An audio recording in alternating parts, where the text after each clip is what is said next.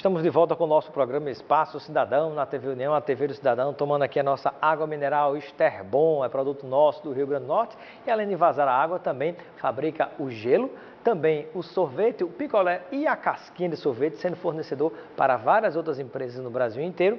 E ainda sabe o que mais? Polpa de fruta Esterbon, produto nosso do Rio Grande do Norte, gerando também emprego e renda. E enquanto eu vou tomar a minha água mineral Esterbon, eu dou boas-vindas aqui ao nosso segundo convidado de hoje, o secretário de Agricultura do Rio Grande do Norte, Guilherme Saldanha. Bem-vindo. Boa noite, Robson. Prazer estar novamente com você aqui. Boa noite, Marília. Estou aqui às ordens de vocês. Muito bem. Secretário, o que nós podemos dizer, compartilhar com os nossos telespectadores em relação às chuvas? Porque às vezes as chuvas não são suficientes e geram aquele estado de coisas que se chama de seca verde. Tem um matinho, está tudo verdinho, está uma chuvinha, está tudo boninho, acumula um pouquinho de água, mas na verdade ainda permanece a condição de seca para abastecimento. Então, até o dia de hoje, como é que está essa situação, secretário? O que os agricultores, os meteorologistas falam sobre seca verde é quando a gente tem um volume de chuvas suficientes somente para fazer os primeiros plantios e que a planta cresça vegetativamente, mas que ela não vai conseguir produzir. Isso característico por ciclos curtos de chuva, de no máximo 1 a 2 meses, e o reflexo disso é que você consegue ter pastagens em alguns locais, mas pouca produção agrícola de sequeiro, que é o comum do nosso estado. Sem falar que os volumes que são armazenados nos reservatórios também ficam muito baixos. Nesses últimos 6, 7 anos de seca, pelo menos em 2 anos a gente configurou bastante a questão da seca verde. É verdade, secretário, que essa é realmente a maior seca do estado, pela qual o estado do Rio Grande do Norte já passou? Olha, os inícios das anotações da climatologia no Nordeste se iniciou na década de 1850. Ou seja, a gente está no período aí de 160... Ainda no período do Império, né? Sim. Foi o Império que queria construir um dos principais açudes do Ceará, que foi o açude do Cedro. Isso. Então, de 1850 para cá, não existe registro de 6, 7 anos consecutivos de seca. Então, a expectativa que nós temos passamos esse período, graças a Deus, nós estamos com um bom volume de chuvas já maiores do que a totalidade da média desses anos que nós passamos. Tem alguns municípios que já chegaram aí em torno de 900 mil milímetros, isso é uma quantidade de chuva muito boa. Desde fevereiro que essas chuvas vêm ocorrendo, seu telespectador de se lembrar que essas chuvas começaram no período de carnaval, foi quando o inverno realmente consolidou, embora que a gente teve um período de um veranico pequeno. Parou um pouquinho. Mas o fato é que nós temos hoje, se você andar pelo interior, eu tenho andado muito, você já vê várias lavouras em ponto de produção, gente já colhendo milho verde. Você vê os açudes pequenos e médios já sangrando e as águas correndo para os grandes reservatórios do nosso estado. A gente tem 2 problemas extremamente pontuais, que é Gargalheiras e Dourado, Currais Novos e Acari, mas que está chovendo nessas regiões, mas que os pequenos açudes e os médios açudes dessas regiões, infelizmente, ainda não sangraram para que essas águas entrem num volume maior. Ainda não estão bebendo água, né? Ainda não estão bebendo água, esses 2 açudes. Secretário, boa noite, né? A gente sabe que o trabalho da secretaria não é só nesse período de chuva, né? Desde que o senhor assumiu a Secretaria Estadual de Agricultura, a gente vê o seu trabalho na entrega das raquetes, de palmas, da questão da distribuição de sementes, e esse trabalho articulado com outras instituições, outros órgãos, como a Emater, por exemplo, né? Como essas instituições também municipais. Fala um pouco desse trabalho que a Secretaria faz junto aos municípios e que é um trabalho contínuo, independente se está chovendo ou não. Sim, sem sombra de dúvida. O que a gente propôs ao governador Robson é que a gente fizesse uma boa articulação e ele me deu carta branca para a gente fazer isso. Primeiro era formar uma união muito forte entre a Secretaria de Agricultura e suas coligadas, que são a Emater, a Imparne, o IDIARNE e a SEASA. A SEASA não tem tanta força no trabalho diretamente com o homem do campo, mas é responsável pela parte de comercialização e gestão. É a reta final do trabalho. É a reta final do trabalho. Do trabalho, né, que chega à cidade. E nós conseguimos implantar isso dentro da secretaria, de que nosso planejamento, as metas, o bom trabalho chegue ao homem do campo. Infelizmente, ao longo o último governo que fez Seleção de pessoal para a Emater foi a professora Vilma, isso já está se passando aí pelo menos 10 anos. A gente conseguiu viabilizar no governo federal e no próprio governo estadual, mostramos ao governador a importância da Emater e a capilaridade que ela tem para chegar nos municípios. Conseguimos realizar um processo de seleção através de bolsistas. Infelizmente não é o que nós queremos, o que nós queremos é que contrate efetivamente técnicos, concurso público, essa coisa toda. Mas mesmo assim entendemos que existe deficiência. E para isso é que a gente chamou e continua chamando todas as prefeituras municipais, através das secretarias de agricultura, que sejam parceiros do setor agropecuário, que sejam parceiros da Secretaria de Agricultura. Independente de questões políticas, às vezes tem um prefeito que não é aliado com o governador. E para a gente da Secretaria de Agricultura, e o governo Robson tem sido muito correto com o setor da gente. Guilherme, eu quero que as coisas cheguem na ponta, eu quero que o agricultor saia satisfeito. E dito isto, é que a gente tem vários sucessos do programa de distribuição de semente, do programa de distribuição de palma forrageira, que eu considero uma das principais ações da Secretaria de Agricultura. Nós não temos como produzir, fazer pecuária no nosso estado, em que, fora esses 6, 7 anos de seca, que ocorreu agora recentemente, mas nós temos um período de 6 meses, pelo menos, sem chuvas. Então não dá para aquele produtor querer produzir leite e ele passa os 6 meses com chuva, produzindo 200, 300 litros de leite. Quando chega os 6 meses de seca, lá vai a produção de leite cair para 100, 150 litros de leite. Isso não vai remunerá-lo. E quem faz com que ele tenha essa reserva estratégica hoje é a palma forrageira. Então eu considero talvez esse seja o principal projeto de incentivo à pecuária, principalmente a pecuária leiteira do nosso estado, é esse programa de palma. Mas a gente tem várias outras ações. O programa de barragens submersas, vamos implantar agora cerca de 1000 barragens submersas. Para vocês terem uma ideia da importância disso, ao longo dos últimos 15 anos, a Emater conseguiu fazer 1.200. A expectativa nossa é que somente esse ano a gente faça 997 barragens submersas aqui no estado do Rio Grande do Norte. Tudo secretário... isso em parceria com os municípios, com a Imparne, com a Emater e com o próprio IDIAR. Vamos explicar para o telespectador que não sabe, o que é uma barragem submersa? A barragem submersa ao longo de riachos e pequenos rios que são intermitentes, aqueles que secam durante o período mais seco do ano, você tem uma tecnologia fácil, barata, de você armazenar água no leito desse rio. Isso é um trabalho simples. Ou seja, o rio, por onde passa o rio, ele está seco, mas embaixo tem água no subterrâneo, né? Exatamente isso. Então a gente tem alguns programas de convivência com semiárido, com tecnologias simples e baratas que estamos implantando. O da barragem submersa é um deles. Nós conseguimos com a Fundação Banco do Brasil implantar, que eu considero uma espécie de modelo para fazermos isso no Rio Grande do Norte. Pequenas unidades de reuso de água nas comunidades rurais para a família. Uma casa de uma família que mora 6, 7 pessoas dentro dela, ela existe um consumo de água de pelo menos 250 litros por dia para aquela família.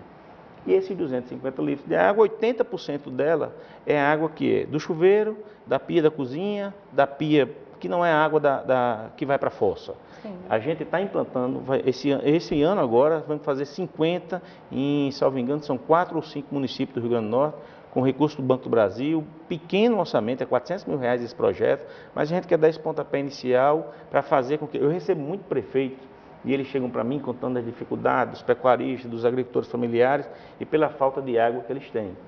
E eu pergunto quantos munícipes tem, quantos habitantes tem dentro do município dele e faço essa conta dos 250 litros. Eu digo, olha, você tem tanta água para irrigação que se você fizer pequenas unidades de tratamento de esgoto no município, você consegue fazer produção de forragem para você garantir para as pessoas da zona rural do seu município forragem para os animais. Marília. Que, inclusive, é algo que está sendo bem debatido nacionalmente. A questão hoje em dia não é mais só agricultura, agora se fala em agronegócio, né? Agro é tudo. E a gente vê que essa questão da agropecuária e do agronegócio, ela entra muito na pauta da economia do país, do estado, da região Nordeste. E o nosso Rio Grande do Norte, eu acho que é um dos que estão à frente disso por causa da questão da fruticultura, por causa da questão da produção mesmo de sementes, de grãos, né, dessa exportação.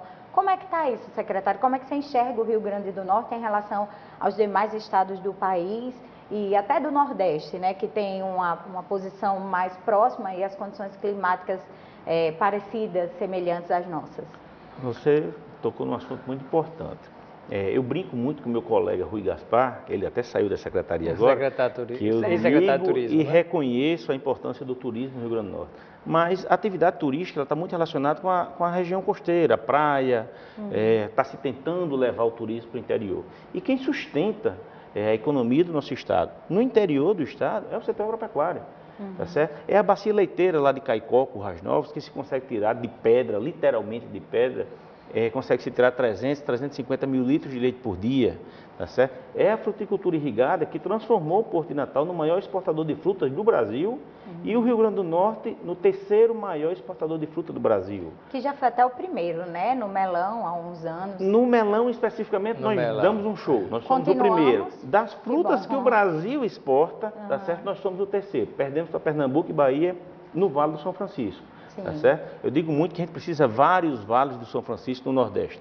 Nós somos o único semiárido do mundo que tem 3 coisas fundamentais para se produzir bem. Nós temos o sol, nós temos solos de boa qualidade e nós temos água que outros semiáridos não têm. Só quem possui isso é o Nordeste brasileiro. Tá certo? Eu até gostaria muito que o governo federal se pensasse numa política de produção de fruta. A gente tem países vizinhos como o nosso. O Peru exportando 2,4 bilhões de dólares de fruta. O Chile exporta 5,3 bilhões de dólares de fruta. Quem vai ser o grande exportador, produtor e exportador de fruta no Brasil é o Nordeste brasileiro, e o Rio Grande do Norte, ele sempre está nessa vanguarda de ir na frente. O governo do estado tem apoiado muito, nós conseguimos trazer vários empresários de outro estado, da Paraíba, de Pernambuco, do Ceará. Nesses últimos 2 anos de seca, a gente ainda tem muita água no subsolo, no Arenituaçu, e nas barragens ainda se permitiu fazer irrigação com as águas de Armando Ribeiro, por exemplo. Tá certo? Obviamente que a gente precisa tratar a água como um bem finito, de extrema importância, não só para o ser humano beber, é muito fácil a gente estar na cidade, pegar a aguinha na torneira da casa da gente ou num copinho de água mineral. Mas a gente precisa se preocupar que essas águas cheguem na população, primeiro a elas, e depois guardar um pouquinho para a gente fazer produção agropecuária. Eu acho que o Nordeste pode fazer muito mais do que faz já hoje, e o Rio Grande do Norte, graças a Deus, a gente tem conseguido implantar políticas de atração de empresários, de facilitar a vida do produtor, desde o agricultor familiar até o maior exportador de frutas. Hoje, a segurança jurídica para atrair empresário para investir no Rio Grande do Norte, na sua área, na área da agricultura, por exemplo, secretário? Olha, eu digo que a gente, depois de muito tempo, a gente quebrou um paradigma muito grande aqui no Rio Grande do Norte. Desde 2004 que a gente tinha uma legislação ambiental que prejudicava muito o setor agropecuário. Ela era meio que até mesmo irracional, porque ela fazia com que um agricultor familiar que mal consegue produzir, coitado, ele implantasse uma necessidade de licenciamento ambiental para ele produzir 1 hectare de fruta irrigado ou 1 hectare de capim irrigado. Para vocês terem uma ideia, uma licença ambiental dessa custa R$9.000, só a taxa do IDEMA. Como ele ia conseguir? Como é que ele ia conseguir isso? Isso foi um grande avanço que conseguimos vencer dentro do CONEMA, sensibilizamos até, vamos chamar, a parte ambiental mais radical dentro do próprio CONEMA e conseguimos avançar nisso. O ser humano faz parte do meio ambiente, às vezes tem gente que esquece disso. Pois é. E isso vai fazer com que a gente atraia novos investimentos, facilite o acesso ao crédito rural. A gente tem um dinheiro muito barato para o setor agropecuário, que é o FNE do Banco Nordeste, e muitas vezes a gente conversa com o superintendente, Guilherme, a gente não empresta mais porque não tem projeto. E a falta do licenciamento ambiental prejudica o projeto. Secretário, se me permite, Robson, a gente fala muito dos desafios, né, das questões que ainda precisam evoluir nessa questão de licenciamento, na questão dos projetos, também com o apoio do governo federal, mas a gente também tem conquistas aqui, né? A gente sabe que a Assembleia Legislativa, nesses últimos 3 anos, aí, conseguiu garantir leis que beneficiam, por exemplo, o produtor de queijo artesanal, digamos assim, né? A gente tem o Centro Tecnológico do Queijo, que foi implantado também pelo governo estadual há alguns anos, e agora leis como essa do queijo, que realmente certifica o queijo como de qualidade, um queijo potiguar, um queijo seridoense. Como é que você vê essa questão também dessa produção agrícola sendo mais industrializada, sendo comercializada em outros lugares aí do nosso país e até do mundo, sendo exportada também? Marília, você tocou num ponto importante. É isso que eu venho batendo muito junto ao setor produtivo, ao próprio governo, e o governador tem sido sensível e comprado essa briga. A gente precisa desburocratizar a vida das pessoas. Existe uma legislação federal em que um pequeno queijeiro artesanal, lá de Caicó, lá de Currais Novas, lá de São Miguel, no Alto Oeste, ele jamais vai conseguir vencer essa burocracia. O que a Assembleia Legislativa fez, ela deu ao Estado do Rio Grande do Norte, deu aos produtores de queijo, principalmente, quem está tratando da lei dos queijos artesanais, e aqui o mérito deve ser reconhecido ao deputado estadual Armando Moraes, né, que foi o autor da lei. Né? O deputado Armando foi quem encampou a lei e o projeto de lei é dele. Mas aqui o registro primeiro, a seriedade e a humildade do deputado Armando, que essa lei foi debatida, além da própria Assembleia Legislativa, mas junto a instituições como a Secretaria da Agricultura, como o INDIARNE, o SEBRAE participou disso, a nossa foi bem construída. E a frente de combate à seca também que tem na Assembleia, né? Isso foi pauta de debate também nas comissões, em tudo. Exato. Né? O fato é que o Rio Grande do Norte hoje tem uma lei que um pequeno queijeiro de qualquer uma das regiões do estado, eu digo que para ele fazer um investimento e deixar sua queijeira regularizada da legislação federal, ele precisaria aí de R$500 mil a R$1 milhão. E hoje, com R$30 mil, uma queijeira se adequa à legislação. E você dá segurança jurídica a ele vender seus produtos, a saber que ele vai colocar em cima de uma caminhonete 1.000 quilos de queijo, trazer para Natal e vender, sem ninguém do próprio governo perturbar ele, querendo apreender esses queijos porque não tem o selo. E eu digo muito que, na hora que a gente apreende 1.000 quilos de queijo de um comerciante de queijo, um produtor de queijo, pequeno sobretudo, pequeno principalmente, a gente não vai quebrar só ele não, a gente quebra ele e os fornecedores de leite dele. Como ele não vendeu, como é que ele vai pagar, né? Como é que ele vai pagar isso? Tá certo? Então essa lei, hoje, tenho vários colegas secretários me pedindo cópia dessa legislação, e dia 16, 17 de maio agora, eu estou indo para Belo Horizonte para falar na Assembleia Legislativa de lá e a Secretaria da Agricultura de lá sobre a lei dos queijos nossos, porque quem primeiro fez uma lei para tentar salvar a produção de queijo artesanal foi Minas Gerais. Mas ela só fez para uma região lá da canastra e, salvo engano, ele chama de picos, 2 micro-regiões dentro do estado. E a do Rio Grande do Norte não. Ela entendeu a importância para todo o estado do Rio Grande do Norte e está servindo de modelo hoje para vários estados da federação. Que ótima notícia, né? Pois do nosso legislativo. Verdade. Secretário, e para finalizar, que outra realização da Secretaria de Agricultura do Rio Grande do Norte você poderia compartilhar com o nosso telespectador, que tenha de fato se concretizado ou que esteja por se concretizar ainda em 2018? Olha, a gente está hoje com um programa via recurso do Governo Cidadão, tá certo? Que é o programa de investimentos na pecuária do Rio Grande do Norte.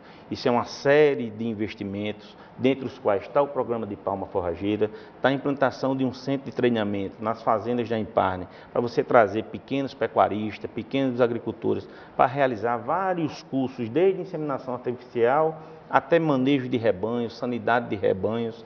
Nós estamos com distribuição de 50 tanques de resfriamento de leite, ouvindo muito os laticínios, ouvindo as associações. Esse programa envolve investimento da ordem de R$23 milhões.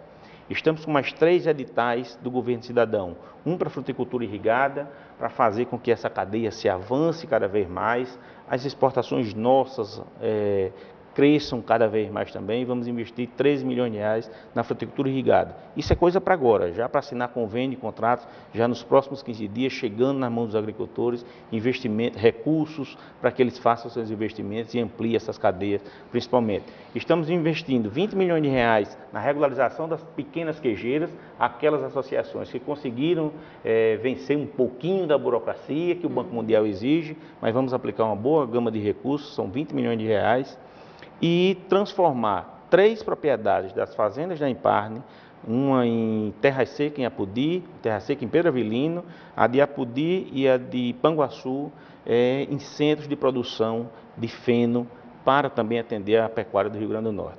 Esses 2 projetos da Imparne, o da palma forrageira e o de feno, o da palma a gente vai distribuir gratuitamente, já estamos distribuindo. E o de feno a um preço muito mais barato do que o de mercado, cobrindo os custos da Imparne. Eu digo que a gente está fazendo uma grande revolução na pecuária do Rio Grande do Norte, preparando os agricultores para conviver com as secas, as normais. e tentar escapar das mais difíceis, que ela demore mais 180 anos para vir outra vez. Pois é. Bom, nós estamos finalizando a nossa segunda entrevista de hoje. Eu quero agradecer a participação do secretário de Agricultura do Rio Grande do Norte, Guilherme Saldanha. Muito obrigado, secretário, pela sua presença. Eu que agradeço a paciência de vocês e dos seus telespectadores. E daqui a pouquinho, depois do intervalo, voltaremos com a nossa terceira entrevista de hoje. Vamos conversar com o Roberto Serquis. Ele é presidente do Sindirecicla, Sindicato da Indústria de Reciclagem do Estado do Rio Grande do Norte, gerando emprego e renda no nosso estado e também protegendo o nosso meio ambiente. O mercado que ainda tem muito para crescer, você vai conhecer detalhes daqui a pouquinho.